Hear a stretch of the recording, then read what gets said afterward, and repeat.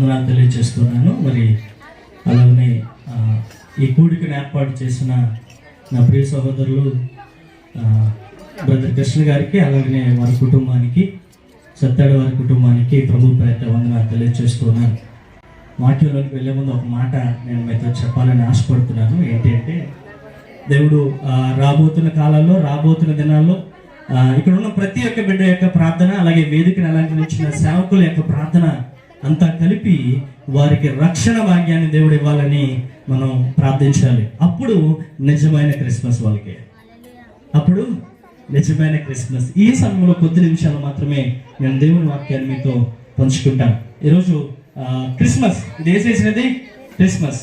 Christmas అంటే క్రీస్ plus mass. Christmas అంటే క్రీస్తుని గురించిన ఆరాధన. క్రైస్ట్ ప్లస్ మాస్ అంటే క్రీస్తుని యొక్క ఆరాధన. క్రీస్తుని ఏం చేస్తున్నాం తెలుసా? ఆరాధన చేయటం అనే విషయాన్ని తెలియజేస్తూ ఉన్నాడు. ఎందుకు ఆయన ఆరాధన చేసుకున్నాం మనం ఆలోచన చేస్తే, ఆయన మన కొరకు పరలోకం నుండి భూలోకానికి ఆయన సంవత్సరంలో జూలై 20వ తారీఖున ఉదయం 4:43 40 సెకండ్లకి అపోలో 11 అనే రాకెట్ మీద అక్షరాల 2020 కిలోమీటర్ల దూరంలో అమెరికా దేశపు యొక్క శాస్త్రవేత్తలు నీల్ ఆర్మ్స్ట్రాంగ్, ఎడ్విన్ అలిస్టీన్, మైకిల్ కోలిన్స్ అనబడిన ముగ్గురు యొక్క శాస్త్రజ్ఞులు ఏం చేశారంటే, చంద్రమండలం మీదకి వారు ఏం చేశారంటే ప్రయాణం రాకెట్లో చేశారు. ముగ్గురు వారు ప్రయాణం అయ్యి మరలా వచ్చిన తర్వాత వారికి ఎన్నో ఘన స్వాగతాలు ఈ లోకంలో లభించాయి.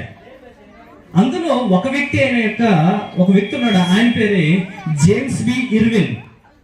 జేమ్స్ బి ఇర్విన్ అనబడిన ఒక వ్యక్తి భూమి మీద నుండి ఈ ముగ్గురు యొక్క వ్యాముగాములు, లేకపోతే ఈ రాకెట్ లో ప్రయాణించేసి చంద్రమండలంలో కాలు పెట్టి తిరిగి మరలా వచ్చిన తర్వాత వారికి సన్మానాలు జరుగుతున్నాయట. వారికి ఏం జరుగుతున్నాయి?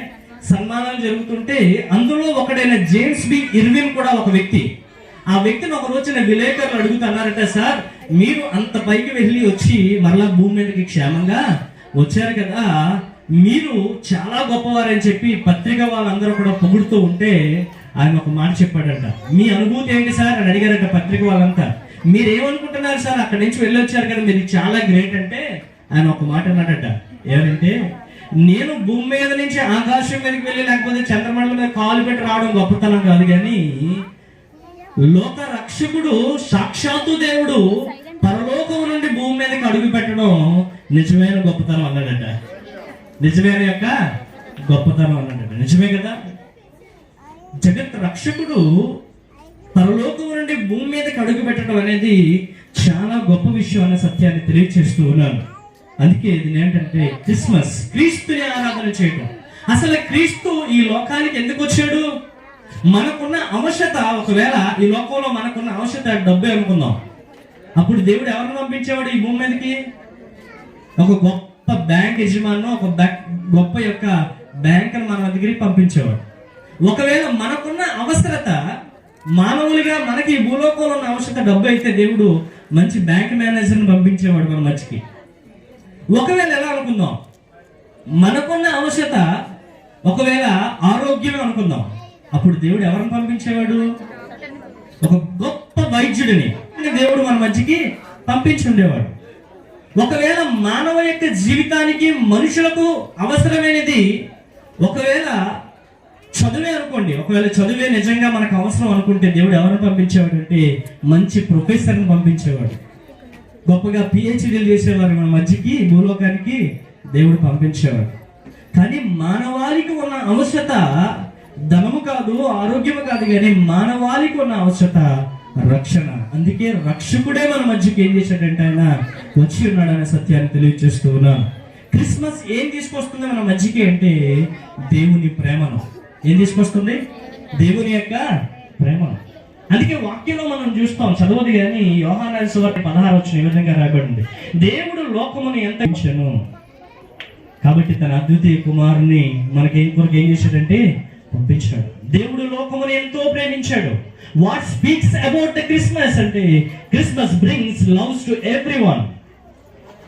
క్రీస్తు యొక్క ప్రేమ. క్రిస్మస్ ఏం తీసుకొస్తుంది మనకి అంటే క్రీస్తు యొక్క ప్రేమను తీసుకొస్తుంది. క్రిస్మస్ ఏం తెలియజేస్తుంది? క్రీస్తు యొక్క ప్రేమను తెలియజేస్తుంది. దేవుడు మనల్ని ఎంతగా ప్రేమించాడో తెలియజేస్తా ఉంది. ఈ మాటలు వింటున్న నా ప్రియమైన సహోదరి సహోదరుడా, దేవుడు నిన్ను ప్రేమిస్తున్నాడు. ఇహలోకములో నువ్వు ఎవరి చేతైనా ప్రేమింపబడి మోసపోయి ఉండొచ్చు, లేక ప్రేమింపబడుతున్నట్టు నేను ఎవరైనా నటించవచ్చు, కానీ క్రీస్తు ప్రేమలో ఏ దోషము లేదు, క్రీస్తు ప్రేమలో ఏ విధమైన కల్మషం లేదు, క్రీస్తు ప్రేమలో ఏ విధమైన స్వార్థం లేదు, క్రీస్తు ప్రేమలో ఏ విధమైన యొక్క మోసము. నీవు నేను ఏమీ ఆయనకి ఇవ్వకుండానే ఆయన మనల్ని ఏం చేశాడంటే ప్రేమించాడు. తన కుమారుని మన కొరకు ఏం చేశాడు, ఈ భూలోకానికి పంపించి ఉన్నాడు. ఒక రోజున ఒక దేశమందు ఒక దేశపు రాజు, ఒక మంత్రి, ఒక దేశపు యొక్క రాజు ఉన్నారట. రాజు మంత్రి ఇద్దరు కూడా ఏం చేస్తున్నారంటే అలాగ విహారయాత్రకు లేకపోతే అడవికి వెళ్ళారట. ఎక్కడికి వెళ్ళారు? అడవికి వెళ్ళారట. అడవికి వెళ్ళినప్పుడు ఈ మంత్రి ఏమో క్రైస్తవుడు, రాజుగారు క్రైస్తవుడు కాదు. మంత్రి దేవుని ప్రేమను తెలుసుకున్నాడు, కానీ రాజుగారు దేవుని ప్రేమను తెలుసుకోలేదు. మంత్రి ఇప్పుడు తనకి సందర్భం దొరికినప్పుడల్లా మంత్రి ఏం చెప్పేవాడు అంటే రాజుగారితో, అయ్యా దేవుడిని నమ్ముకోండి, దేవుడు గొప్పవాడు అని మంత్రి ఎప్పుడు ఏం చేశాడంటే రాజుగారికి చెప్తూ ఉండేవాడట.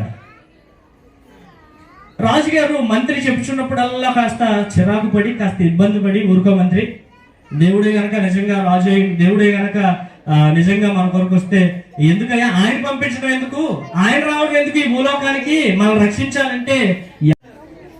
కొన్ని దినాలు గడిచాక మంత్రి గారికి ఒక ఆలోచన వచ్చిందట.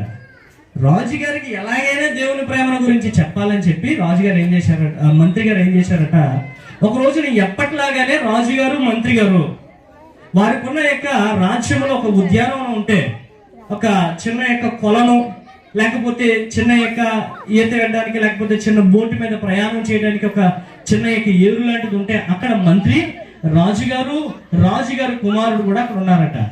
రాజుగారు కుమారుడు ఏం చేస్తున్నాడంటే ఆ ఒడ్డున, ఆ నీళ్ళ యొక్క కొలను యొక్క ఒడ్డున ఆడుతున్నాడట. రాజుగారు మంత్రి గారు కూడా ఏం చేస్తున్నారు, రాజుగారు ఆ కొలన యొక్క మధ్యలో ఏం చేస్తారు, చిన్న బోట్లో ఏం చేస్తున్నాడంటే అటు ఇటు తిరుగుతున్నాడట రాజుగారు. ఈ మంత్రి ఇదంతా చూస్తూ ఒక చెట్టు చాటు నుంచి ఉండి మంత్రికి ఆలోచన వచ్చి ఏం చేశాడంట తెలుసా, రాజుగారు కుమారుడు ఆ కొలన యొక్క ఒడ్డున ఆడుతుంటే వెనక నుంచి తోసేశాడట నీటిలోకి. రాజుగారు కానీ ఎవరో చూడలేదు. తోసేగానే ఇంతలో ఇది గమనించిన యొక్క రాజుగారు వెంటనే తాను బోట్లో తిరుగుతున్నాడు కదా, ఆ కొలనులో ఆ బోట్లో నుంచి కిందకు దూకేసి ఆ కొడుకుని కాపాడేసుకున్నాడట. కాపాడేసుకొని గబగబా ఎత్తుకొని రాజ్యానికి వచ్చేసాడట. కొడుకు రాజుగారి యొక్క కుమారుడు కాస్త సృహలోనికి వచ్చేసాడు. వచ్చేసిన తర్వాత ఏం జరిగిందంటే అప్పుడు కొడుకు కుమారుడు కూడా చాలా హ్యాపీగా ఉన్నాడు, అంటే సృహలోకి వచ్చాడు, చాలా చక్కగా ఉన్నారు. అప్పుడు మంత్రి వచ్చి రాజుగారిని అడిగట, అయ్యా రాజుగారు, మీరు నీటిలో దూకడం ఏంటి, మీ అబ్బాయి నీటిలో పడిపోతే మీరు దూకడం ఏంటండి, మీరు బహుశా ఒకవేళ ఒక ఆజ్ఞ ఇచ్చుంటే నేను దూకేవాడే, మంత్రి దిగవయ్యా నా కొడుకు పడిపోయాడంటే నేను దిగేవాడిని, ఒకవేళ బట్టులారా మీరు ఎక్కడున్నారు రండి నా కొడుకు అర్జెంట్గా పడిపోయి తీయండి అంటే ఎవరో ఒకరు బట్టులో దూకి కుమారుడు రక్షించేవాళ్ళమి, మీరు దూకారేటయ్యా అని అడిగితే, అదేంటి మంత్రి ఎలా అంటావు, నువ్వు ఎంతైనా వాడు నా కన్న యొక్క కొడుకు కదా అని అడిగాడట రాజు. మంత్రితో ఏమన్నాడంటే, ఎంతైనా వాడు నా యొక్క కన్న కొడుకు కదయ్యా, మరి నేను దూకపోతే ఎవడు దూకుతాడు అన్నాడట. అప్పుడు మంత్రి అవకాశం తీసుకొని చెప్పాడు, అన్నాడట, ఇదేనయ్యా 2000 సంవత్సరాల క్రితం దేవుడు చేసింది కూడా, నీవు నేను కూడా ఆయన స్వరూపములో ఆయన పోలికగా పుట్టాం కాబట్టి దేవుడు ఎవరినో పంపించలేదు, సాక్షాత్తు ఆయనే మనం నశించిపోకూడదని, మనం నరకానికి చేరువైపోకూడదని ఆయన ఏం చేశాడంటే మన కొరకు ఈ భూలోకానికి దిగి వచ్చాడు అని చెప్పాడట. అది తండ్రి ప్రేమ. అది ఎవరి ప్రేమ? తండ్రి అయిన దేవుని యొక్క ప్రేమ. ఎలా వ్యక్తం చేశాడంటే తను తాను రిక్తునిగా చేసుకొని మన కొరకు ఈ భూలోకానికి దిగి వచ్చాడన్న సత్యాన్ని తెలియజేస్తున్నాను. అందుకంటాను క్రిస్మస్ ఏం తీసుకొస్తుందంటే దేవుని ప్రేమను తెలియజేస్తుంది. దేవుడు ఎంతగా ప్రేమించాడంటే తన ప్రాణాన్ని నీ కొరకు పెట్టేటంతగా ఆయన ప్రేమించాడు. ఎంతగా ప్రేమించాడంటే ముండ్ల కిరీటాన్ని నీ కొరకు భరించేటంతగా ప్రేమించాడు. ఆయన ఎంతగా ప్రేమించాడంటే కొట్టువారికి తన వీపును అప్పగించాడు, ఉమ్మవే వారికి తన ముఖాన్ని అప్పగించాడు. చివరకు నీ కొరకు తన శరీరంలో రక్తమే లేనంతగా, నీరు కారునంతగా తన చివరి యొక్క రక్తపు బొట్టు వరకు ఆ సిలువలో ఆయన నీ కొరకు వేలాడాడు. ఆయన అంతగా నిన్ను నన్ను ఏం చేశాడు? ప్రేమించాడు. అందుకని క్రిస్మస్ ఏం తీసుకొస్తుందో తెలుసా? దేవుని ప్రేమను తెలియజేస్తూ ఉంది. దేవుడు నిన్ను ప్రేమిస్తున్నాడు. అందుకని 2000 సంవత్సరాల క్రితమే, 2020 సంవత్సరాల క్రితమే ఈ భూమి మీద ఇప్పటి వరకు పుట్టిన ప్రతి వ్యక్తి కొరకు, ఇక మీదట పుడుతున్న ప్రతి వ్యక్తి కొరకు ఒక్కసారిగా ఆయన పాప బలియాగముగా ఒక్కసారిగా తన రక్తాన్ని చెల్లించాడు. అదే దేవుని ప్రేమను మన ఎడల ఏం చేస్తున్నాడు? ఆయన వ్యక్తం చేస్తున్నాడు. రెండవదిగా క్రిస్మస్ ఏం తీసుకొస్తుంది మనకంటే, రెండవదిగా పీస్, శాంతిని తీసుకొస్తుంది. క్రిస్మస్ లో క్రీస్తు మనకి తీసుకొచ్చే రెండవ సందేశం ఏంటో తెలుసా? మొదటి సందేశం ఏంటంటే నేను నిన్ను ప్రేమిస్తున్నానని తెలియజేస్తున్నాడు. రెండవదిగా దేవుడు ఏం తెలియజేస్తున్నాడో తెలుసా? క్రిస్మస్ సందర్భంగా క్రిస్మస్ ఏం తెలియజేస్తుందంటే, క్రీస్తు యొక్క పుట్టుక ఏం తెలియజేస్తుందంటే, నేను నీ కొరకు శాంతిని తీసుకొస్తున్నాను. నెమ్మది లేని నీ బ్రతుకులకు, ఒడిదుడుకులతో తలడెళ్ళిపోతున్న నీ బ్రతుకులకు, ఆకలి దప్పులతో లేకపోతే కృంగిపోతూ కృషించిపోతున్న నీ బ్రతుకులకు, అన్నీ ఉన్నా ఏ సుఖము లేక, అన్నీ ఉన్నా ఏ మనశ్శాంతి లేక, అటు ఇటు కూడా అల్లాడిపోతున్న నీ బ్రతుకులకు, శాంతి లేని నీ జీవితానికి, నీ హృదయానికి, నీ గృహంలోనికి ఆయన శాంతిని ప్రకటించడానికి వచ్చాడు. ఏం ప్రకటించేసి వచ్చాడు? రెండవదిగా శాంతిని. Christmas brings piece. క్రిస్మస్ ఏం తీసుకొస్తుంది మనకి? రెండవదిగా శాంతిని తీసుకొస్తా ఉంది, నెమ్మదిని తీసుకొస్తా ఉంది, లేకపోతే సమాధానాన్ని తీసుకొస్తా ఉంది అని అనొచ్చు. మూడవదిగా క్రిస్మస్ ఏం తీసుకొస్తుందో తెలుసా? Christmas saves from sin. Christmas ఏం తీసుకొస్తుందో తెలుసా మనకి? మూడవదిగా పాపము నుండి మనను విడిపిస్తుంది. క్రీస్తు యొక్క పుట్టుక లేకపోతే క్రిస్మస్ ఈ సందర్భం మనకి ఏం తెలియజేస్తుందంటే, మూడవదిగా ఇదిగో ఆయన నిన్ను పాపము నుండి విడిపిస్తున్నాడు. ఎక్కడి నుంచి విడిపిస్తున్నాడు? పాపము నుండి విడిపించబడ్డానికే ఆయన పరలోకం నుండి భూలోకానికి మన కొరకు ఇచ్చేశాడు. క్రీస్తు మూడవదిగా ఆయన ఏం చేస్తున్నాడంటే పాపము నుండి మనను విమోచిస్తున్నాడు, పాపము నుండి విడుదల ఇస్తున్నాడు. ఇంతవరకు పాత నిబంధనలు అనేకమైన యొక్క బలుల ద్వారా, యాగముల ద్వారా జరిగే, కానీ క్రీస్తు యొక్క ఒక్క బలియాగం ద్వారా ఏం చేసిందంటే సర్వమానవాళికి పాపము నుండి విడుదలను కలిగించాడు. మనము జన్మ కర్మ పాపములలో మనం ఉన్నాం. ఆది యందు ఆదాము ఉన్నాడు. ఆదాము ఒక్క మనుషుని ద్వారా లోకమంతటికి కూడా ఏమైందంటే పాపము సంక్రమించింది. చెప్పడానికి సమయం లేదు, అందుకే చెప్తా ఉన్నాను. ఆ మనుషుని ద్వారా ఏదైతే వచ్చిందో, ఆజ్ఞ అతిక్రమము చేసిన పాపం ఏదైతే వచ్చిందో, ఆ పాపము మన యొక్క జీవితాల్లో ఉంది. ఆ పాపమును పోగొట్టడానికి తిరిగి ఆదాము ఏ విషయం అయితే, ఏ యొక్క రిలేషన్షిప్ అయితే, ఏ విధమైన యొక్క సహవాసం అయితే ఆది కాండంలో దేవునితో కోల్పోయాడో, ఆ యొక్క సహవాసాన్ని తిరిగి మనిషితో మరలా దేవుడు జత చేయటానికి, ఆ పాపాన్ని తిరిగి బాపటానికి ఆయన ఈ లోకానికి వచ్చాడు. మూడవదిగా క్రిస్మస్ ఏం తీసుకొస్తుందంటే మనకి తెలియజేసే వర్తమానం ఏంటంటే, ఆయన నిన్ను పాపము నుండి విడిపించడానికి వచ్చాడు. నువ్వు అనుకోవచ్చు నేను ఏ పాపం చేయలేదని. నువ్వే పాపము చేసావో లేదో కేవలం నీకు, నీ మనస్సాక్షికి, లేకపోతే నాకు, నా మనస్సాక్షికి, ఆ దేవునికి తప్ప ఎవరికి తెలీదు. ఒకవేళ నువ్వు పాపం చేయలేదని నువ్వు చెప్పినా, ఆది నుండి ఉన్న ఆదాము చేసిన సంతతైన మనలను, ఆదాము చేసిన పొరపాటు, ఆ యొక్క ఆజ్ఞ అతిక్రమ పాపం మనలో ఇంకా ఉంది. వాటన్నిటి నుండి విడిపించడానికి ప్రభు ఈ లోకానికి వచ్చాడు. నెంబర్ 4, క్రీస్తు ఎందుకు ఈ లోకానికి వచ్చాడు అనే విషయాన్ని నాలుగవదిగా మీకు తెలియజేస్తూ ఉన్నాను. ఒక మాట అంటారు బైబిల్లో, ఇమ్మానుయేలు దేవుడు అనగా దేవుడు మనకు తోడుగా ఉన్నాడు. Emmanuel means that God is with us.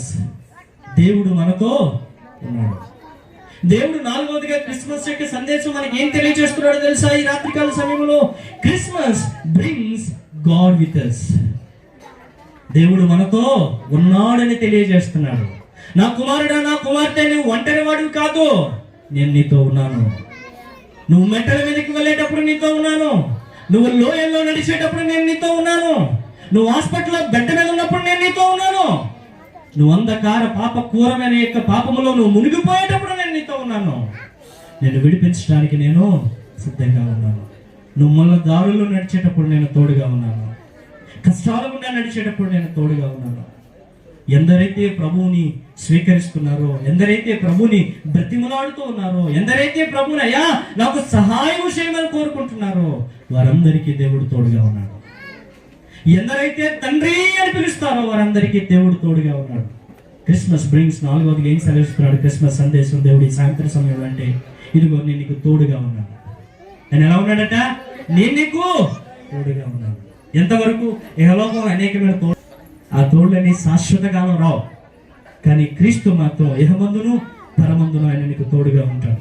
చివరిగా క్రిస్మస్ ఏం తీసుకొస్తా ఉంది మనకి ఆలోచన చేస్తే, Christmas is takes afraid from you. Christmas ఏం తీసుకొస్తుంది? ఏం తెలియజేస్తుందో తెలుసా? క్రిస్మస్ మనలో ఉన్న భయాన్ని పోగొడతా ఉంది. దేని గురించి భయం? నరకము గురించి భయం, పాపముల గురించిన భయం. అయ్యో నేను ఏమైపోతాను, నా పాపం వల్ల నేను ఎక్కడికి వెళ్తాను? పరలోకానికి వెళ్తాను, నరకానికి వెళ్తాను. ఇంకో భాషలో చెప్పుకోవాలంటే స్వర్గానికి వెళ్తాను లేక నరకానికి వెళ్తాను. నీలో ఉన్న భయాన్ని పోగొడుతుంది. క్రిస్మస్ ఏం తెలియజేస్తుందో తెలుసా? దేవుని ఎవరైతే ఆహ్వానిస్తున్నారో, ఆ రక్షకుని ఎవరైతే స్వీకరిస్తారో వారి జీవితంలో నుండి భయాన్ని తొలగించడానికి ఆయన వచ్చాడు. ఏ భయాన్ని?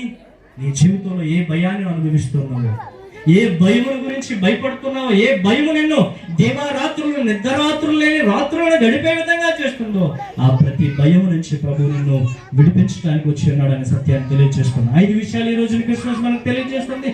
1, క్రిస్మస్ దేవుని ప్రేమను తెలియజేస్తూ ఉంది. 2వదిగా క్రిస్మస్ ఏం తెలియజేస్తా ఉంది? ఆయన నిన్ను పాపము నుండి విడిపించడానికి వచ్చాడు. 4వదిగా క్రిస్మస్ ఏం తెలియజేస్తుంది? ఇదిగో నేను నీతో యుగ సమాప్తి వరకు ఉన్నాను, సదాకాలము నేను నీతో ఉంటాను. నువ్వు నన్ను విశ్వసిస్తే, నువ్వు నన్ను నీ హృదయంలోనికి కనుక, నీ గృహంలోనికి కనుక నన్ను ఆహ్వానిస్తే, నేను సదాకాలము నేను నీతో పాటు ఉంటాను. 5వదిగా క్రిస్మస్ ఏం తెలియజేస్తుంది? ఇదిగో నీలో భయాన్ని పోగొట్టడానికి లోకరక్షకుడు ఈ లోకానికి వచ్చి ఉన్నాడని సత్యాన్ని తెలియజేస్తూ ఉన్నాను. హల్లెలూయా. చివరికి ఒక విషయాన్ని చెప్పి ముగిస్తాను. ఒక జంతు ప్రదర్శనశాల ఉంది, అంటే జూ. ఏంటది? జూ ఉందట. జూలో ఒక కొదమ సింహం ఉందట. ఆ సింహానికి ఆహారంగా వేయడానికి ఒక కుక్క పిల్లను తీసుకెళ్లారట. ఏం తీసుకెళ్లారు? ఒక కుక్క పిల్లను తీసుకెళ్లారట. సింహానికి ఆహారంగా ఆ జూ ఎక్కలో ఉన్న పని చేసేవారు, జూ సిబ్బంది కుక్క పిల్లని తీసుకెళ్లి సింహపు యొక్క డెన్లో, ఆ గుహలో సింహాన్ని ఏం చేస్తున్నారంటే, సింహానికి దగ్గర కుక్క పిల్లని ఆహారంగా వేశారట. బ్రతుకున్న కుక్క పిల్లని, చిన్న కుక్క పిల్ల, బొజ్జు కుక్క పిల్ల. అది వేసినప్పుడు ఈ కుక్క పిల్ల ఎప్పుడైతే తీసుకెళ్ళి కుక్క పిల్ల అనుకుందట, అమ్మ నా పని ఇక్కడికి అయిపోయింది, ఇంకా నా వల్ల ఏమి అవ్వదు, నన్ను తప్పించేవాడు ఎవడో లేడు. సింహం ముందుకు వెళ్ళేసరికి ఇంకా వణికిపోతుందట. ఆ సింహం దగ్గర మూలలో వేసేశారు. అక్కడికి వెళ్ళేసరికి ఆ కుక్క పిల్ల ఇంకా వణికిపోతుందట. కళ్ళు మూసేసుకుందట. ఇంకేం చేయాలో కుక్క పిల్లకి? కాసేపట్లో నేను సింహానికి ఏమైపోతున్నాను? ఆహారంగా మారబోతున్నానని చెప్పేసి కుక్క పిల్ల అనేసుకుందట. కాసేపు పోయిన తర్వాత ఆ కుక్క పిల్ల భయంతో వణుకుతూ అలాగే ఉందట. కాసేపటికి ఆ సింహం దగ్గరికి వచ్చి కుక్క పిల్లను తన నాలికతో ఎలాగేం చేస్తుందట తెలుసా? చక్కగా ఎలాగ పావుతుందట. ఆ సింహానికి కుక్క పిల్లని చూస్తే ఏం చేసిందో తెలుసా? జాలి వేసి దాన్ని తినకుండా దాంతో స్నేహం చేసిందట. దాంతో పాటు ఆ సింహం ఏం చేసిందట తెలుసా? ఆ కుక్క పిల్లను ముంచుకుందట తనతో పాటు. చూసిన వారందరూ ఆశ్చర్యపోతున్నారు. జూకి విజిట్ చేసిన ప్రతి ఒక్కరు వెళ్తున్నారు, కానీ చూసిన ప్రతి ఒక్కరు ఏమనుకున్నారంటే, ఇదేంటి కుక్క సింహం పిల్ల ఇద్దరు కూడా ఏం చేస్తున్నారు? స్నేహం చేస్తున్నారు. అబ్బా భలే ఉంది. ఈ వార్త ఊరంతా చాటింది, ఈ వార్త పట్టణం అంతా పాకింది. జూకి క్రౌడ్ కూడా బాగానే పెరిగిందట. అందరూ చూడడానికి ఇప్పుడు దేనికి వస్తున్నారు? సింహం అట కుక్క పిల్లని ఇస్తే కుక్క పిల్లతో ఆడుకుంటుందట. సింహం కుక్క పిల్లని ఏమి కూడా చేయలేదట. కొద్ది రోజులు గడిచేసరికి సింహం కుక్క పిల్ల బాగా క్లోజ్గా, కుక్క పిల్ల కూడా ఎదుగుతూ వచ్చింది.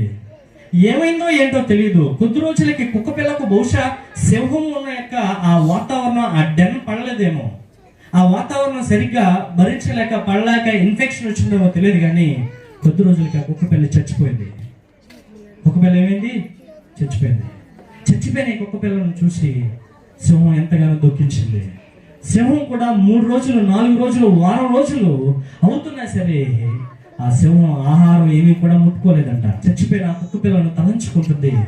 ఈ లోపల జూ సిబ్బంది కూడా చచ్చిపోయినారు. ఒక రోజుకి ఆ కుక్క పిల్లను బయటికి లాగేసి సమాధి చేసేసారు, కానీ ఈ సింహం మాత్రం దిగులుగానే ఉందట.